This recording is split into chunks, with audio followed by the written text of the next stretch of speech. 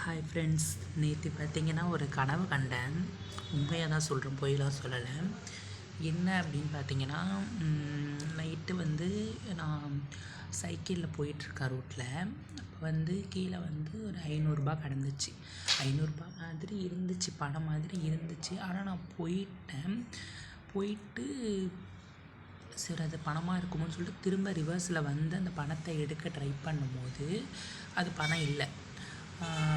பின்னாடியே பார்த்தீங்கன்னா ஒரு மாடு வந்து என்னை முட்டை வந்திருக்கு. அப்போன்னு பார்த்து ஒரு அக்கா வந்து என்னை காப்பாற்றிடுறாங்க. அதுக்கப்புறமும் பார்த்திங்கன்னா மாடை துரத்துது. நான் அதுக்குள்ளே முழிச்சிடுறேன். ஸோ இதுலேருந்து என்ன தெரியுது, நான் என்ன யோசித்தேன் அப்படின்னா,